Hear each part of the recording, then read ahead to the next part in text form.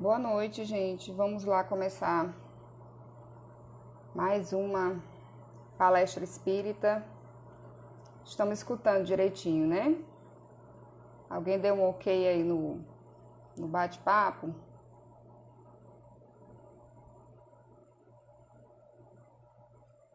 Boa noite, Cícero Otávio. Áudio ok, galera?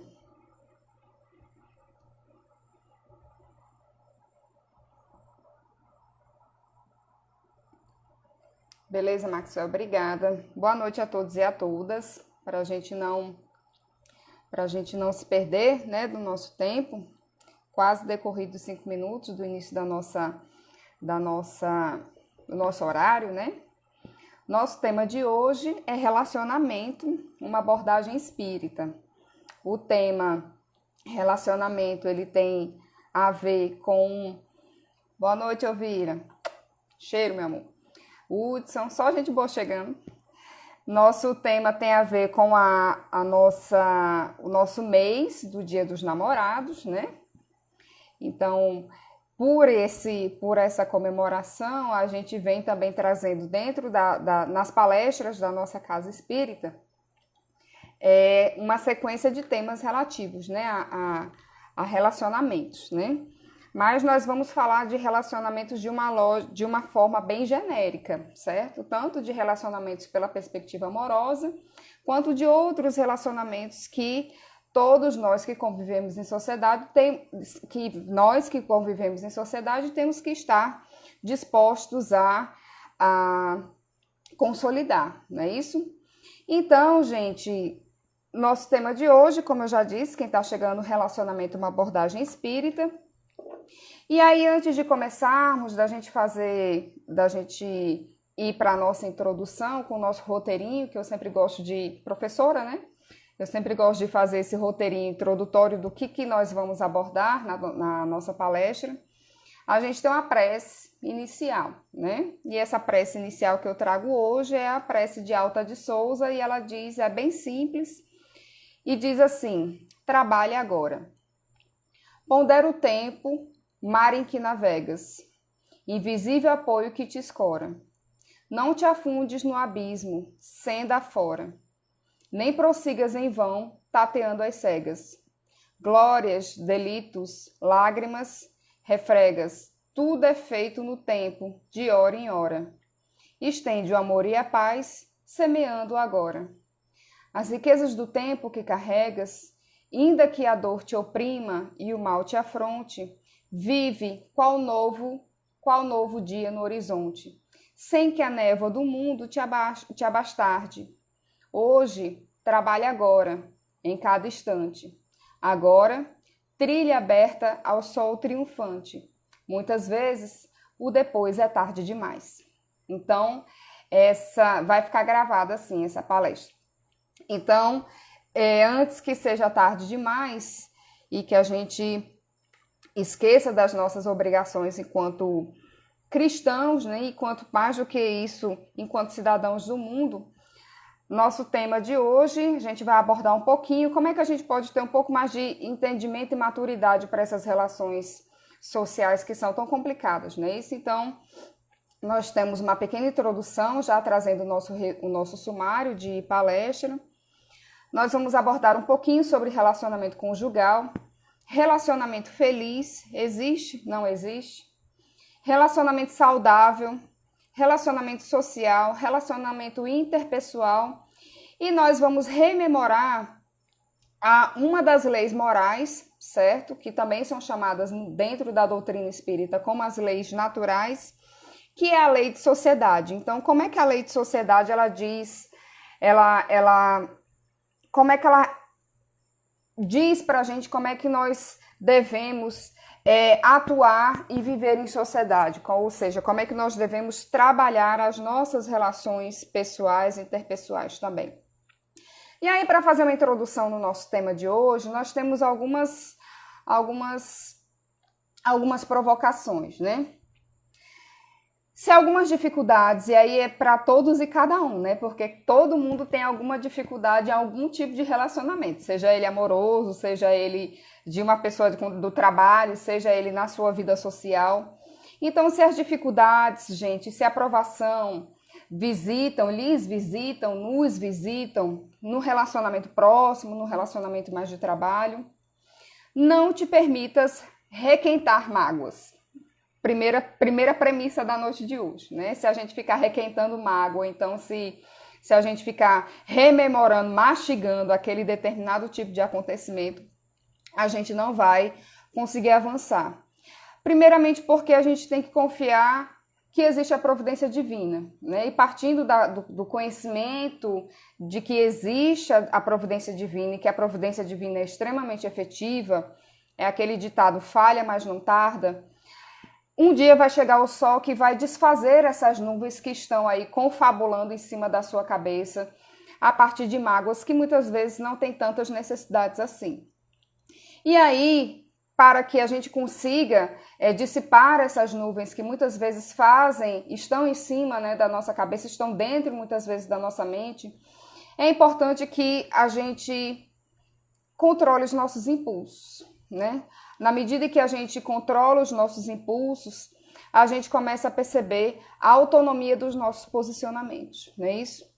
E aí, quando a compreensão vai fazer, né, que os outros vai perceber, a sua compreensão vai perceber que os outros são criaturas autônomas e que, pelo seu próprio livre-arbítrio, vão criar caminhos próprios. Então, nós damos o suporte, um familiar ou um companheiro, uma companheira. Nós daremos suporte a essas pessoas até determinado limite. E vice-versa. Elas podem nos dar suporte até determinado limite, porque somos, antes de tudo, espíritos autônomos. E aí, a certeza disso vai livrar a gente de fardos desnecessários, né? Que muitas vezes nós acabamos trazendo conosco fardos extremamente desnecessários. Muito embora saibamos que a gente não realiza nada só. Nada na vida, nenhum passo que nós possamos dar em relação ao progresso da humanidade, em relação ao nosso próprio progresso moral, ele pode ser dado sozinho. Nós não podemos dar esses passos sozinhos ou de forma aleatória. Nós sempre precisamos da companhia dos outros para nos reerguer, mas não podemos exigir dos outros que nos carreguem no colo. E vice-versa também. Porque na senda da evolução, todos nós devemos percorrer o nosso caminho pelo nosso próprio livre-arbítrio. Então, por que eu estou dizendo isso? Isso são interpretações, são reflexões, na verdade, iniciais para a gente começar o nosso debate de hoje, né? Porque, como diz aquele ditado também, como eu estou boa de ditado hoje, é assim, de boa intenção o inferno está cheio, né? Então, o que é que eu estou querendo dizer com isso? Muitas vezes a gente se bota na situação confortável de dizer assim, eu fiz errado, mas é porque eu fui levada a isso. Não, eu fiz aquela determinada ação porque todo mundo estava fazendo, era conveniente para mim naquele determinado momento, né? Mas quando nós formos prestar nossas contas com a espiritualidade, quando nós formos prestar nossas contas a Deus enquanto cristãos, ele vai perguntar, sim, o seu livre-arbítrio, né? Então, muito embora precisemos das pessoas para trilhar o nosso caminho evolutivo, mas sempre partiremos das nossas próprias atitudes, das nossas próprias decisões, e como essas decisões elas vão influir negativa ou positivamente, tanto para a minha própria evolução, quanto para a evolução da humanidade, né? Então, os nossos companheiros de jornada, amigos, companheiros, maridos, esposas, companheiros de todo tipo, né? Familiares, irmãos, primos, pais, mães. E aí eles são cooperadores dessa nossa jornada, né? Mas nós somos o ator principal da nossa história, não é isso? Então, à vista disso, quando a gente ama, a gente deve amar sem prender, né? E aí parte-se do princípio da liberdade. Quem ama, deixa livre. Quem ama não subjuga, quem ama não escraviza. E quem ama entende que a evolução daquele ser que ama depende da sua cooperação, mas não somente da sua cooperação, né? E aí a gente pode colocar isso na perspectiva de mãe para filho, por exemplo, né? O amor da mãe pelo filho, o amor do pai pelo filho, muitas vezes é tão grande que muitas vezes a gente acaba esquecendo de que aquela criança, de que aquele ser, ele tem os seus próprios passos a dar na vida, né? E que muitas vezes a nossa vontade tão grande de não fazer com que o filho, com que o parente, com que o pai, com que a mãe não se machuque, a gente acaba prendendo, a gente acaba não deixando voar. E quando, na verdade, o amor, no sentido da liberdade, é isso. Deixar ir e deixar vir, né? Que quando volta, é de fato o amor verdadeiro. E as relações sociais, elas são dadas dessa forma, né? E aí, outra reflexão para a gente começar também. Aí eu vou ler uma frasezinha, né, de Chico Xavier. Outro te entedia os propósitos, até ontem. No entanto, experiências que se lhe fizerem necessárias alteraram-lhe provisoriamente o raciocínio. E aí, o que é que a gente está querendo dizer com isso? Muitas vezes nós estamos em determinadas jornadas e contamos com aquelas determinadas pessoas para estarem conosco naquela luta diária, naquela batalha, naquela grande batalha, né, pela vida. Mas muitas vezes essas pessoas se afastam da gente, decepcionam a gente, não é isso? Então, é maturidade psicológica, é maturidade emocional e é maturidade, antes de tudo, moral, nossa, compreender que o ser humano também é dessa forma e que as pessoas, por amá-las, é importante também elas irem e virem também dessa forma. Porque muitas vezes aquela jornada que a gente achava que faria especificamente com aquele grupo de pessoas, ou então com aquela pessoa especificamente, muitas vezes o próprio destino no sentido do fazimento do livre-arbítrio das pessoas, o próprio destino ele vai tomando conta, muitas vezes, de outros rumos, né? Porque a todo momento nós redesenhamos o nosso planejamento reencarnatório, certo? E aí, falando especificamente sobre a perda de entes queridos, né, que também é uma parte desses relacionamentos de amor que nós compartilhamos uns com os outros, quando nós temos a perda de entes queridos, e aí nós estamos num momento extremamente difícil na nossa jornada planetária, né, com uma aprovação em massa da pandemia que nós estamos vivenciando, somente perde os seres queridos aquele que possessivamente procuram por eles. Então, quando a gente fala de amar, é amar, deixar ir também. Amar é deixar partir também. E o quanto os nossos entes queridos que partiram precocemente, ou então que partiram no momento certo, e quando nós acabamos por sufocar com pensamentos, né, possessivos de querer com que aquela pessoa tivesse ainda com a gente, muitas vezes a gente também, do lado de lá, o nosso ente querido acaba ficando sufocado também com os nossos pensamentos, né? Então, deixar ir também é um ato de amor, deixar ir também parte da compreensão de um relacionamento que requer maturidade, né? Então, os relacionamentos, gente, de todas as estirpes, né, de todas as formas e de qualquer natureza, eles sempre vão requerer um nível de consciência elevado daqueles que estão envolvidos, certo? Havendo maturidade psicológica e compreensão e respeito pelo outro, facilmente se aprofundarão os sentimentos, né, mantendo-se a comunhão saudável de interesses e de afinidades, certo? E que é importante também que nesses relacionamentos conjugais, nos relacionamentos de trabalho, haja também satisfações recíprocas, para que não haja a predominância da vontade dos interesses de um para cima dos outros, né? Isso, então, é importante a gente compreender que no nível de vibração planetária que nós estamos ainda hoje, nós precisamos compreender que qualquer tipo de relacionamento parte dessa troca também de interesses e de afinidades, e principalmente de respeito e de comunhão, certo? De comunhão desses interesses para com aquele que compartilha a jornada reencarnatória conosco naquele determinado momento. E isso significa maturidade emocional, maturidade psicológica, maturidade, antes de tudo, moral, que vai dizer para a gente que saber da sua integridade, saber da sua individualidade enquanto ser humano, e individualidade enquanto espírito, e que aquela pessoa e aquele grupo de pessoas estão ali para agregar ao que você é, e não complementar aquilo que você é. Isso é importante com que a gente tenha isso claro para a gente seguir viver, inclusive sozinho.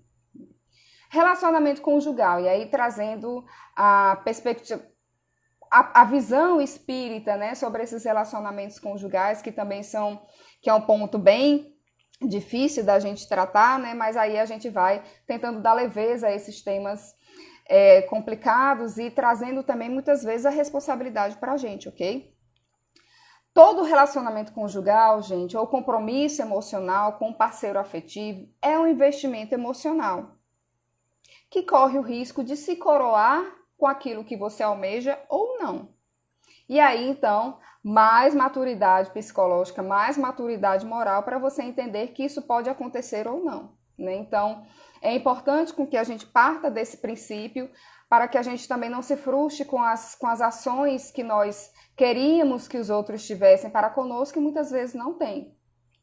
Então, o relacionamento conjugal, mesmo sem vínculo de matrimônio especificamente, une duas pessoas, né?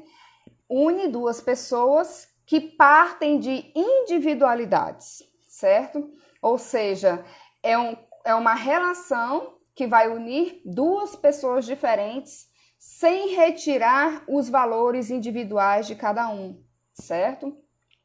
A identificação faz-se lenta e seguramente, à medida que vão se conhecendo, né, que os pares vão se conhecendo, os interesses que possuem, trabalhando-se para a harmonização da conduta, mesmo quando não se apresentem equivalentes. Mas quando existe o amor, né, e quando existe a identificação de personalidades, a identificação de uma reciprocidade de sentimento, vale também dessa conduta de respeito e vale também dessa conduta de compreensão de que são individualidades que estão ali se propondo a permanecerem juntas. Então, manter-se a própria individualidade sem ruptura da personalidade do outro é a atitude segura para o convívio de duas pessoas, né? Já que estamos falando aqui de um relacionamento conjugal, certo?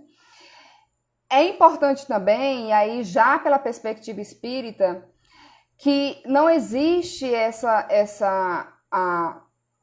a lenda da alma gêmea, né? Que são duas almas, que são partes, metades de uma alma que se procuram para se complementar. Gente, isso não existe. Todo espírito é uma individualidade, é uma matéria única, composta por uma matéria única, por uma mente única, né? E todo espírito é uma unidade indivisível que se aproxima dos demais espíritos encarnados ou desencarnados por laços de afinidade ou por laços de provação, certo? Então, vocês que estão aí do outro lado escutando a gente, com certeza todo mundo tem na sua vida familiar e muitas vezes na própria vida conjugal, muitas vezes os laços matrimoniais, eles existem e se estabelecem para não somente por afinidade, mas também por provações, também por ajuda mútua que nós temos que fornecer àquele espírito que entra na nossa jornada encarnatória por um determinado motivo. Lembremos nós que nada acontece ao acaso, ok? Então, se eu estou compartilhando uma jornada, aquela jornada reencarnatória com aquele determinado indivíduo ou indivídua, certo? Nós devemos compreender que aquilo dali tem um motivo e que nada acontece ao aleatório. E aí é uma questão que sempre fazem para nós espíritas, né? Nós planejamos a nossa encarnação? Sim, nós planejamos. Nós planejamos traços genéricos da nossa encarnação. Veja só, se uma jornada diária nós planejamos o que é que quando nós acordamos, nós sabemos muito claramente o que é que nós vamos fazer naquele dia. Quiçá uma vida inteira. Então, antes de reencarnarmos, nós traçamos sim um planejamento muito claro para a gente, ok? Mas isso não significa dizer que ele vai se sobrepor ao nosso livre-arbítrio, que diariamente vai se recompondo e que diariamente vai refazendo as suas escolhas ou para o bem ou para melhorar ainda mais aquilo que nós planejamos para nós próprios, ok? Por que eu estou dizendo isso?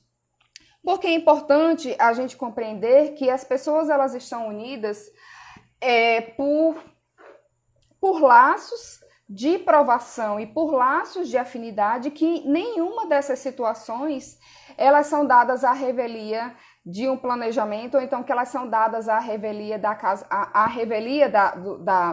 da espiritualidade, não é isso? Esse planejamento envolve o encontro com outros espíritos encarnados? Sim, Hudson, porque eu dei uma pausa porque eu li agora a pergunta do Hudson, né? Esse planejamento envolve o encontro com outros espíritos encarnados? Sim. Quando você planeja a sua reencarnação, você planeja antes de reencarnar, geralmente auxiliado pelo seu anjo da guarda, que é o seu mentor espiritual. Quando você tem capacidade moral o suficiente de planejar a sua reencarnação, né? E aí isso é para espíritos que têm uma moralidade um pouquinho mais elevada, né? Espíritos que não têm tanta condição moral para planejar a sua reencarnação, a espiritualidade, via seu anjo da guarda, vai encarregar de fazer esse planejamento, que é esses traços genéricos, né, da reencarnação, que você vai encontrar naquela vida encarnada. Geralmente o quê, Larissa? O seu trabalho, aquela área de atuação, né, profissional que você vai provavelmente atuar, aquela companhia daquele casamento provavelmente já está planejado, mas é isso que nós estamos dizendo. Não necessariamente acontecem como planeja, até porque nosso livre-arbítrio é preponderante em todas as situações. Então, aquele irmão que veio conosco, que eu tenho uma relação extremamente difícil, que geralmente não é por uma afinidade que eu estou convivendo com ele, mas é de fato que eu percebo nitidamente que é uma relação conflitante. Pode ter certeza que aquilo dali é uma provação, né, que você passa junto com aquela determinada pessoa, com aquele seu ente querido. Não, meu filho, com licença. É meu filho. Obrigada, Ângela. Que aqui você passa com que você está ali na sua família, muitas vezes é uma provação, né? E aquela provação que são débitos angariados em vidas passadas que você vai burilar, ou seja, que você vai buscar quitar essas dívidas por via do amor ou por via da dor, certo? E aí, falando um pouquinho mais dessa questão do relacionamento conjugal, pessoal, aquela pessoa, e aí é um tema bem interessante, né? Aquela pessoa que há pouco tempo era um total desconhecido para você, um magnetismo inexplicável lhe liga aquela pessoa. E isso é facilmente ligado, e isso é facilmente explicado pela ótica espírita, porque na verdade é o reconhecimento de almas afins, né? Então, você cria um laço de amizade muito fácil com aquele fulano que você conheceu ontem, né, por exemplo. E aí você, do nada, é uma afinidade, do nada você percebe ou mesmo com um companheiro ou com uma companheira, você conheceu aquela pessoa um mês atrás e você percebe ali uma afinidade gigante. E quando, na verdade, isso não é nada de extraordinário. Na verdade, são espíritos que se encontram via afinidade. E esses espíritos, essas almas afins, elas estão na busca uma das outras o tempo todo. E elas vão se reconhecendo nas jornadas reencarnatórias, certo? Então, essas pessoas, elas se encontram, seja pela vida conjugal, seja pela vida profissional, seja pelos laços de amizade, seja pelos laços familiares, né? Como nós estamos nesse tópico especificamente falando de relacionamento conjugal.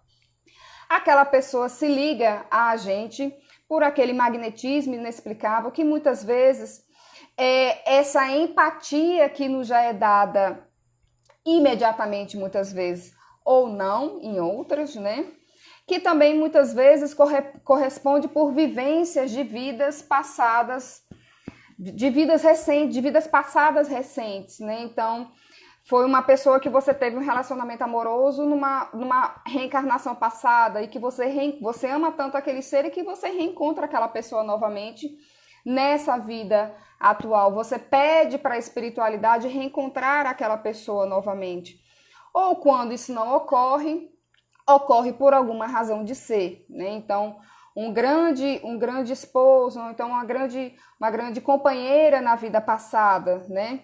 Que a pessoa teve naquele determinado momento, chega na próxima vida e eles não devem se encontrar, não porque não se amam, né? Mas porque existem provações, existem outras pessoas, né? Outras dívidas a serem quitadas, ou então outros encontros a serem realizados em uma vida próxima para que aquele relacionamento aconteça, para que o fruto daquele relacionamento aconteça, para que aquele momento e aquele local seja propício para um planejamento de uma vida, né, que vai ter outros resultados, né? Então, o encontro conjugal, ele nunca vai ser apenas o encontro conjugal de duas pessoas, vai ser mais do que isso, vai ser o encontro de almas afins, de almas que passam também por provações e que precisam quitar essas dívidas juntas, né? Porque nem tudo são flores.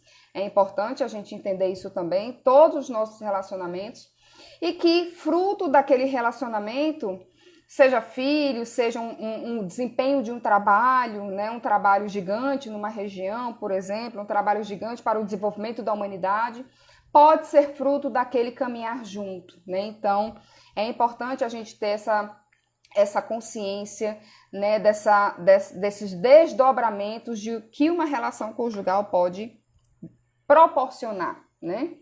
Ou não também. Cabe da maturidade emocional das pessoas de enxergarem esse tipo de dimensão. 7:30 já, não saí do primeiro ponto. Relacionamento feliz. Num relacionamento feliz, gente, as pessoas elas não devem estar na autodefensiva, mas sim autorreceptivas, né? No sentido de que é importante compreender que ali existe a possibilidade de aprendizados mútuos, né? E de companhias para aprendizagens que vão ser encaradas naquela jornada reencarnatória, certo? Com a presença do amor, com a presença da compaixão, as diferenças de opinião, elas vão sendo superadas, né? E aí todo mundo tem um caso na família, né? Aquela diferença aquela diferença política, né?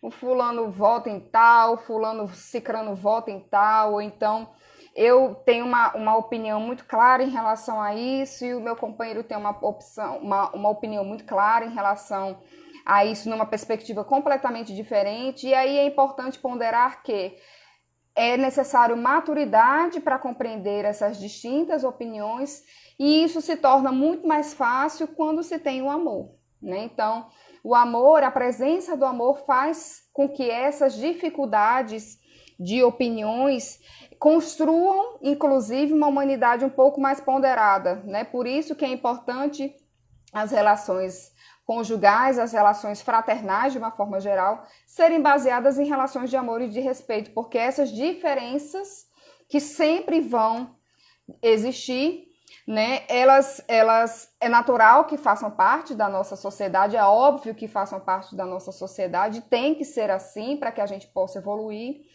Quando há respeito e amor, a gente consegue superar essas dificuldades, essas adversidades de uma forma muito mais tranquila, certo? Não fácil, não muitas vezes fácil, mas é possível, ok? Num relacionamento feliz, pessoal, também não há manipulação, não é isso? E você não agride aquele determinado ser, certo? Você convive pelo amor, sem agressividade e sem rudeza, né? Sem você ser rude com aquele determinado tipo de relacionamento, com aquele determinado tipo de companheiro, né? Respeito e amor são coisas fundamentais para um relacionamento quando existe diferença de afinidade, né, ou de opiniões, com toda certeza, né? Então, a gente consegue, é possível conviver quando se há maturidade e compreensão baseado no princípio do respeito. Então, o relacionamento saudável, pessoal, ele deve enriquecer e não empobrecer aquela pessoa que está convivendo com você, certo? Então, quando você está num relacionamento autodepreciativo, quando você está num relacionamento em que você é o tempo todo posto para baixo e não para cima, ali está com um problema gigante, né? Porque as pessoas, elas devem estar do lado uma da outra para reerguerem-se, né? Caminharem juntas no sentido de se ajudarem mutuamente, né? De quando um cai, o outro ajuda a levantar e não o contrário, né? Então, isso é uma... Obrigada, Elvira, ó, meu amor, um cheiro para você.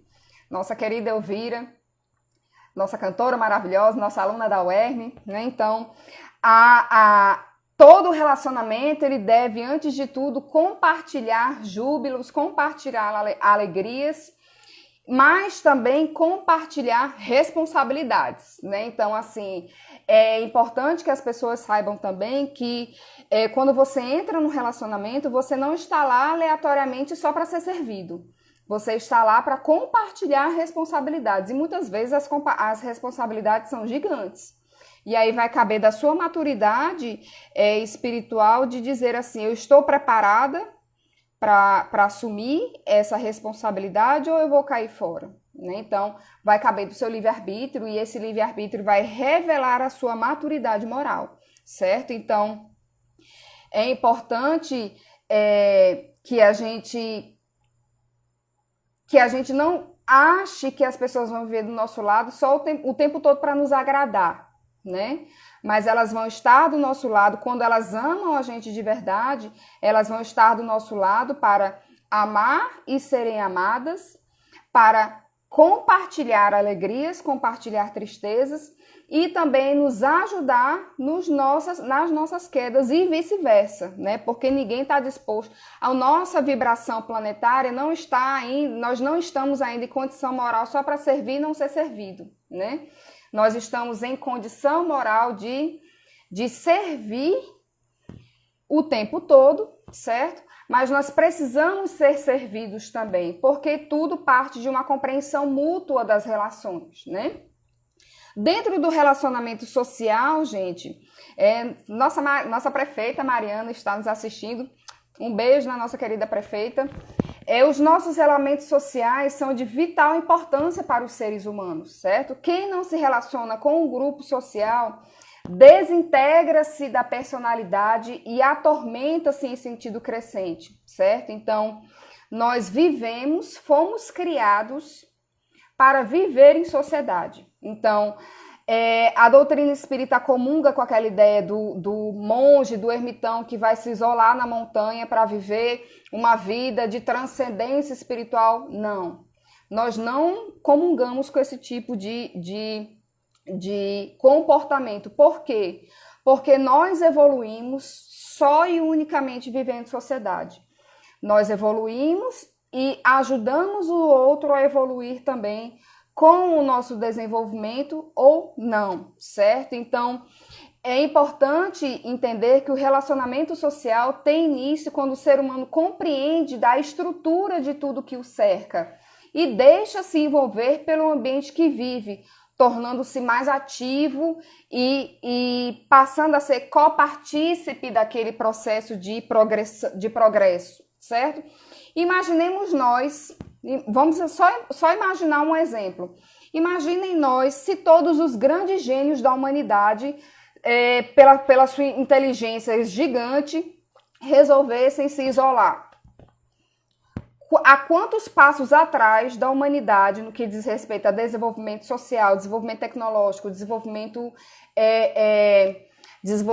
científico, há quantos passos atrás nós não estaríamos se essas pessoas tivessem se dado ao luxo de se isolarem, né? Então, são várias pessoas dessa estirpe, os grandes gênios, os grandes santos, né? Todos os santos, São Francisco, né? Que a nossa São Francisco, Santo Antônio, que para nós espíritas, essas pessoas, esses santos, né? Trazendo a matiz da Igreja Católica, na verdade, esses santos são grandes espíritos, né? Extremamente evoluídos que vieram contribuir para a sociedade, que vieram contribuir para o desenvolvimento planetário.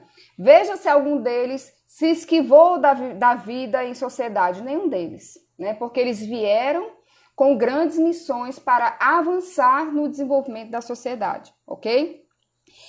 E pela necessidade de conviver, pessoal, a amizade, ela também desempenha um papel fundamental, né?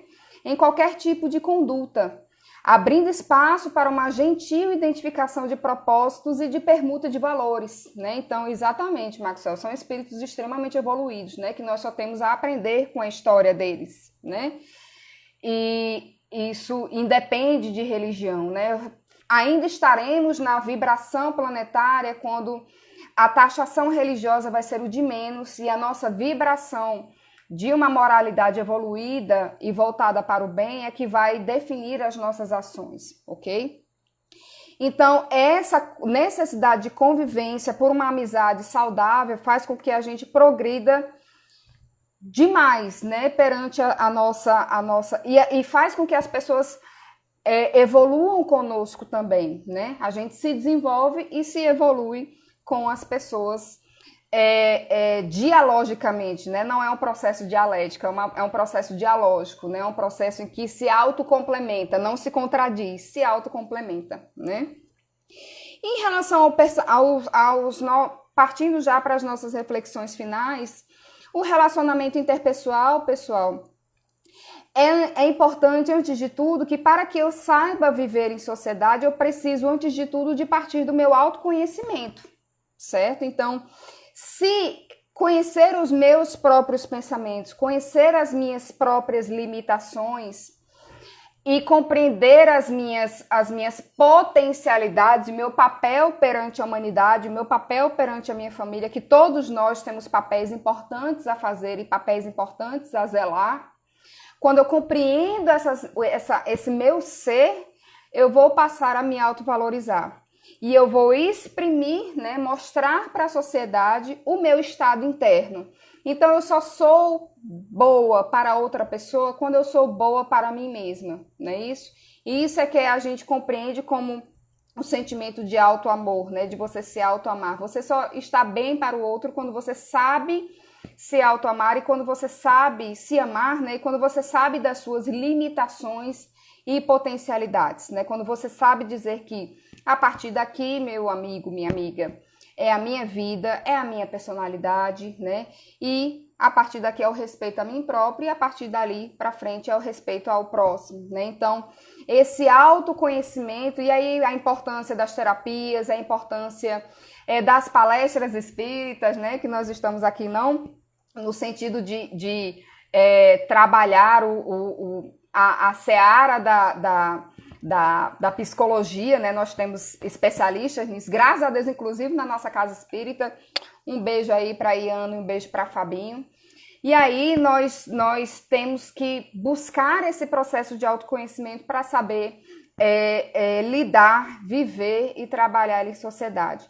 E não deixar jamais com que outra pessoa, seja ela quem for, seja nosso chefe, seja nosso companheiro, seja nossa companheira, seja nosso colega de trabalho, autodeprecie a gente. Permitir isso não é um ato de amor próprio, né? Então é importante com que a gente saiba colocar esses limites também, né? A autoestima, né? A autoestima ela reflete o nosso amor próprio, né? Isso então é fundamental de fato para que a gente esteja bem para os outros também, né? E estar bem para os outros é estar bem primeiramente para mim, né? E aí, chegando ao final, rememorando as nossas leis morais, que são as leis naturais, né? Pela ótica espírita, elas são análogas ao decálogo de Moisés. Nós só rememorando, né? Nós temos a lei da adoração, nós temos a lei do trabalho, a lei da reprodução, a lei da conservação, da destruição, a lei da sociedade, que é o que eu vou dar o ponto A antes, né, para a gente finalizar a nossa palestra, a lei do progresso, a lei da igualdade, a lei da liberdade e, por fim, a grande lei, que é a lei da justiça, do amor e da caridade. São essas 10 grandes leis que a doutrina espírita acredita que são as leis que regem, né, toda a lógica universal, né? Ela é uma lei que rege todas as orbes, são leis de fato universais, as nossas leis morais. E dando foco especificamente para a lei da sociedade. O que a lei da sociedade quer dizer para a gente? Ela quer dizer para a gente que mostra a importância da convivência e da necessidade da vida em sociedade para o nosso progresso moral, certo? O autoconhecimento é indispensável para se ter um bom relacionamento interpessoal, perfeito, né? Então, vamos em busca, né, do nosso autoconhecimento para que a gente possa se tornar pessoas mais seguras mesmo, inclusive, né, de nós próprios, né? E isso mostra... Gente, quando a gente se autoconhece é tão bacana porque a gente passa a ser seguro, né, das nossas próprias ações, a ter segurança nas nossas atitudes e, consequentemente, dar segurança também a quem nos acompanha, né? O homem tem que progredir. Insulado, né, como nós já falamos na nossa palestra, isolado, não é possível esse progresso, né? No insulamento, o homem se embrutece, se estiola, né? O homem, ele cria no estado, ele se vê no estado de auto-isolamento, de buscar para si o não progresso, né? Isso está lá no Livro dos Espíritos, né, de Allan Kardec, questão 768, certo? Assim, pessoal, o que é que Larissa está querendo dizer com isso? A existência terrestre é uma escola, um meio de educação e aperfeiçoamento, pelo trabalho, pelo estudo, pelas relações amorosas, pelo sofrimento, certo? Então, a existência terrestre é uma escola. Se nós estamos aqui, é porque nós temos ainda que reencarnar, porque nós somos espíritos extremamente imperfeitos ainda, e que para melhorarmos nossos níveis, né, de desenvolvimento moral, até chegarmos na perfeição, porque Jesus fez isso, né, para nós sermos a sua imagem e semelhança. Então, para chegarmos na perfeição de Jesus, nós temos que passar por várias e várias escolas, né, vários e vários processos reencarnatórios, ou seja, é de fato uma escola de aprendizagens pelo amor e pela dor para que a gente possa chegar, né, a ter patamares evolutivos maiores, galgar patamares evolutivos maiores, ter níveis de consciência maiores para sabermos viver em sociedade, né? E é, pois, na convivência com a diversidade que estamos em constante burilamento e de exercício do controle das nossas emoções, como a ira, como a decepção, como o sofrimento, como os prazeres viciantes, né? Então, tudo demais, tudo em excesso estraga, né? Então, é nesse burilamento, é nesse cadinho redentor, né? É nesse mecanismo de vivência com o outro que, gostando ou desgostando, sofrendo ou se alegrando, é que a gente vai, com todas essas experiências, formando a nossa personalidade, se tornando pessoas melhores. Devemos se tornar, né? Na medida do nosso possível. É fácil, Larissa? Não, cada um carrega a sua cruz, né? Cada um sabe as dificuldades que tem que levar. Umas são mais pesadas do que as outras. Mas lembremos nós que Jesus não dá o fardo que nós não podemos carregar, né? Então, isso é um recadinho do coração para aquela pessoa que está nos assistindo, que está pensando que está com aquele fardo demais e realmente está com aquele fardo demais, mas que Jesus está conosco e que tem uma legião, né, para nos defender também frente àqueles que querem nos derrubar, né? Então, os companheiros de jornada que às vezes estão conosco, né, e que partem para a ingratidão, que partem para para nos decepcionar muitas vezes, eles estão lá, pessoal, não é por acaso, eles estão lá para nos fazer mais fortes, né? Eles estão lá para mostrar para a gente que nem tudo são flores e que nós precisamos deles lá para estarmos nos vigiando, para nós sermos autovigilantes, né? Então, o inimigo que nos espreita, ele é muito fundamental na nossa vida também, porque ele está lá dizendo assim, tome cuidado, porque se você fizer um passo errado, eu estou aqui olhando para você, né? Então, é importante que o inimigo esteja também à nossa espreita para que nós nos policiemos mais nas nossas ações, né? E isso em todos os âmbitos da nossa vida, certo? E aí, por fim, né, chegamos ao fim da nossa palestra de hoje. Eu espero que vocês tenham gostado. É um tema que jamais se esgota, né? E antes de tudo, antes de ser um tema, antes da gente achar que é um tema que se esgota, né? A gente precisa trabalhar mais ele, a gente precisa trabalhar esse tema para conosco próprio, e a gente trabalha esse tema conosco próprio também, e principalmente partindo da dimensão do autoconhecimento, partindo da dimensão daquilo que nós podemos, como também daquilo que nós não podemos, né? A nossa prece final é de Cassimiro Cunha e diz assim, né, pra gente finalizar. Obrigada, gente. Obrigada, Hudson. Um abraço, querido. E aí, Cassimiro Cunha diz uma oração que é assim, uma prece que é assim: regra da paz. Se queres felicidade, apoio, harmonia e luz, atende às indicações do nosso Senhor Jesus. Começa o dia pensando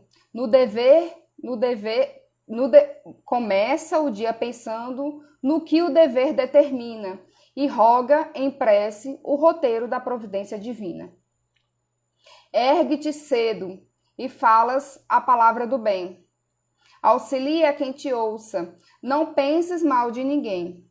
Se existe algum desarranjo em teu distrito da ação, conserta sem reclamar. Não te lamentes em vão. Trabalha quando puderdes, que o trabalho é vida em suma. O tempo igual para todos não para de forma alguma. Se alguém te ofende, perdoa. Quem de nós não pode errar? Não há quem colha o perdão se não sabe perdoar. Trilhando a estrada sombria, acende a luz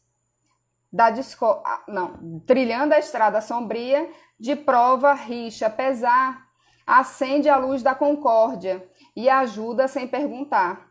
Problemas, dificuldades, aprendamos dia a dia, que a bondade tudo entende, quem serve não se transvia, de onde a tristeza se espalha e a vida se ilude ou cansa, sede caridade, consolo, serenidade e esperança.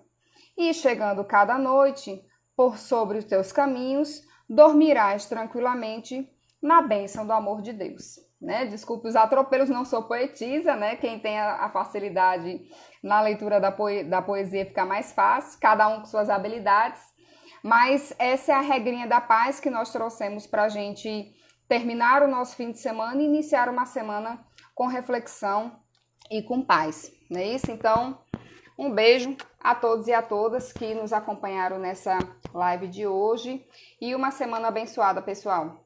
Tchau, tchau!